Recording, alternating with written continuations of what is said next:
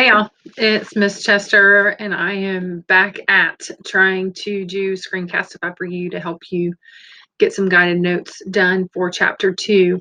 Let's remember that to get to your book, you go to Mastering Environmental Science, and then you can scroll down to whatever chapter you want. And we're on Chapter 2. For right now, we are going to skip the intro and talk about the Tohoku earthquake, tsunami, and nuclear reactor meltdown in a subsequent video. And in this particular video, we are going to look at matter, chemistry in the environment, and energy. So we're going to look at 2.1 and 2.2, and we'll save 2.3 and 2.4 for a little bit later. So let's take a look and see what we can see. Okay, honestly, a lot of the things that we have to talk about in this video, you should already know from your study in physical science, biology, and chemistry. And I understand that a few of you are co-enrolled in chemistry right now, but I think the level of chemistry that you need to understand for environmental science is so elementary that you should have already gotten it by now. But I would hope that you understand the law, what matter is, that matter is anything that has mass and takes up space. And I would hope that you have an understanding of the law of conservation of matter, which means that matter can change forms, can transition from one form to another, but it's never going to be created or destroyed. Excuse me. And then I would think you have a decent understanding of what an element is, that an atom is the smallest unit of any element or molecule or compound, that you have a good understanding of protons and electrons and neutrons, protons being positive, neutrons lacking electrical charge, and these two being in the nucleus, and electrons floating around, negatively charged, negligible mass, floating around in the electron cloud. Now, I do want to draw your attention to Table 2.1. I think it's interesting to recognize that the Earth's crust is about 75% oxygen and silicon, two elements on the periodic table, and then you've got some of these other elements. Whereas the ocean should make sense to you that it is predominantly water, H2O, but there are some different elements in there as well, electrolytes and so forth. And then the air, often there is a question on the AP test about components of the air, and you wouldn't believe how many people think that oxygen is the primary component of our atmosphere, of the air, and it's not. Nitrogen is. So you need to make a note of that. And then as far as organisms, I don't know if you guys have learned this from a biology teacher before, but there's something known as SNOPs, which is CHNOP and S, and that's for carbon, hydrogen, nitrogen, oxygen, really phosphorus and sulfur, even though potassium and calcium are also important elements to many organisms, but SNOPs those are the 6 elements that are primarily found in humans anyway. So that's pretty quickly going over protons, neutrons, electrons.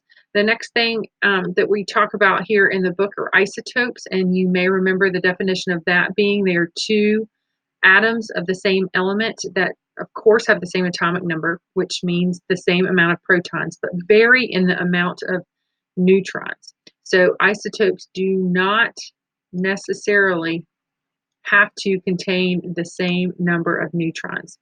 Now, isotopes are naturally occurring. Where they become a little bit more interesting to us,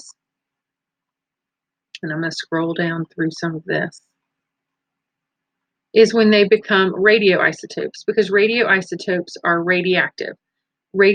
So they can decay, and as they decay, they let off more energy than they should, and they can wreak havoc on the human body and any form of life, really. In the case study that we'll look at, because there was a nuclear reactor meltdown, the primary radioisotope that was released into the atmosphere was uranium. And it has a half-life of 700 million years. It ultimately breaks down into lead. You may remember lead on the periodic table being Pb, but there are many other radioisotopes as well. You can see some of them down here. Other radioisotopes that were released at the Fukushima nuclear power plant. Iodine, cesium, strontium, and two different forms of cesium. Notice we've got cesium-134.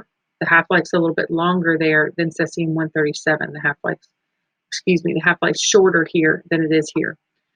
But 700 million years for uranium. That's a pretty long time for there to be a half-life. And often you'll see half-life math, multiple choice questions on the environmental science test as well. So if you were dealing with, they gave you cesium at a half-life of 2 years, and they gave you cesium-134, and they said you had 20 grams of cesium-134 with a half-life of 2 years, how much would you have left after 10 years? You should be able to figure that kind of thing out. Now, radioisotopes are dangerous to life when they can enter through someone's lungs, through their skin, through their digestive system. So after any type of radioisotope is released into the atmosphere, like after a nuclear meltdown, then scientists have to track how much of it is out there and determine what levels are safe for life. That happened with Chernobyl. You saw that in our planet. It happened with this Fukushima nuclear power plant. Anytime we've had a nuclear accident, that has been the case. Okay, let's go on. What else? Okay, so ions. You should remember that an ion is when an element in a stable state, meaning it has the same number of protons and electrons, either gains an electron or loses an electron. So if it gains an electron, then we're have a negative ion or an anion, and if it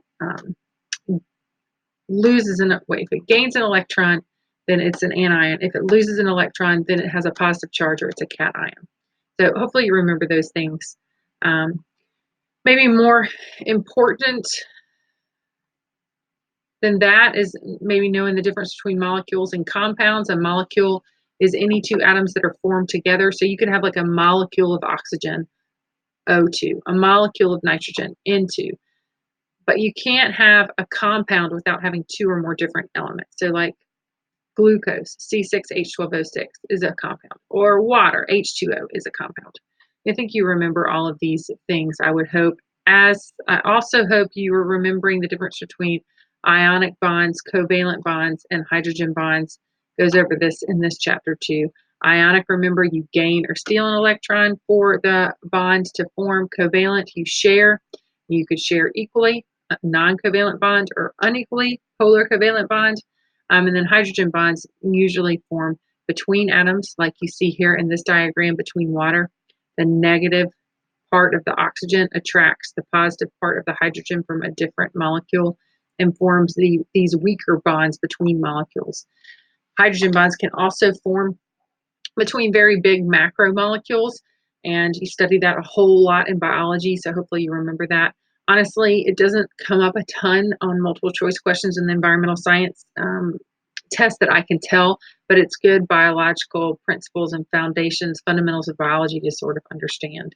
The next thing that the book goes into, or just how important water is to life. You'll be studying that again, I imagine, in chemistry. I know you just studied it in biology. Certainly, if you took AP Bio last year, you should have that.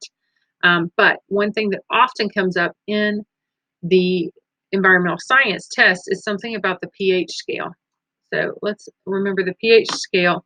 Here we are, quantifies the acidity or alkalinity of solutions.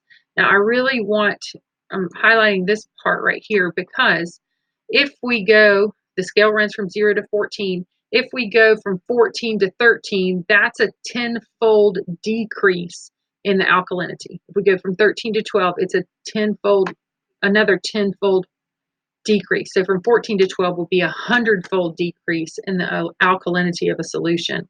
And that's because it's on a logarithmic scale. So something like sodium hydroxide is very basic or alkaline. You go down a little bit, somewhere in 11, ammonia is 100 plus times less basic than is sodium hydroxide, and so forth and so on. Notice that most living things live in the 6 to 8 time pH scale, so we're slightly basic or slightly alkaline, but not too much. Organic versus inorganic compounds. Organic compounds always contain carbon, and inorganic compounds do not. So organic compounds really are the basis of life. I think it's important to note here that a class of organic compounds, hydrocarbons, is what fossil fuels and lots of petroleum products are made up of. And so that's, if you didn't know that, that's something to, put in your brain and sort of remember for later. It is the petroleum products that we extract from the ground or from beneath the ocean that we refine and turn into, our gasoline, oil, diesel, various things like that. And really, it's hydrocarbons. So those long, long hydrocarbons store tons of energy that we can harvest and manipulate and use for electricity. Your book then goes into macromolecules. You may remember that macromolecules are repeating units of the same type of smaller molecules. So monomers make polymers. The main macromolecules that we have in life are proteins, nucleic acids, carbohydrates, and then the fourth are lipids. And your book goes through these pretty briefly. I will say, if you need more help on any of those things, I'm happy to help you with macromolecules or anything biology oriented. It's easy enough to sit in tutorial and go over that a little bit more. Now, as far as energy really is just the capacity to do work. Okay. Here you talk about the capacity to change position, physical composition, or temperature. In other words, any force that can accomplish some work. And so energy can come in two forms: potential, stored energy, or kinetic energy, which is the energy when something is moving. And I'm sure you've studied this before, but it's a good reminder. There's a first law of thermodynamics and a second law of thermodynamics. The first law of thermodynamics is similar to the law of conservation of mass. Energy cannot be created or destroyed. It only can change forms. The second law talks about, over time, a tendency of any system will be for energy to move from a more ordered state to a less ordered state. Cannot be destroyed, but it can be kept in a less ordered state. So anytime you move a lot of energy, convert it to a different type of energy, oftentimes a lot of it's released as heat. And that the tendency of a system to become more disordered, that's the definition of entropy. And that's really what we're talking about here. So you can see potential energy. When we burn it, we're moving. The amount of energy that we have here is not much that we can use anymore. It's pretty much all been released as heat into the atmosphere. But there's the same amount of energy, but not usable energy. And that's why entropy has increased. Okay. See what else I want to get to. It's important for you to recognize that there are three real main sources of energy to our Earth. The primary one is the sun. That should make sense. Another energy source is ocean tides. So because of the gravitational pull of the moon and the sun, the ocean tides create some energy. And then the third is geothermal. And geothermal comes from hydrothermal vents deep in the ocean.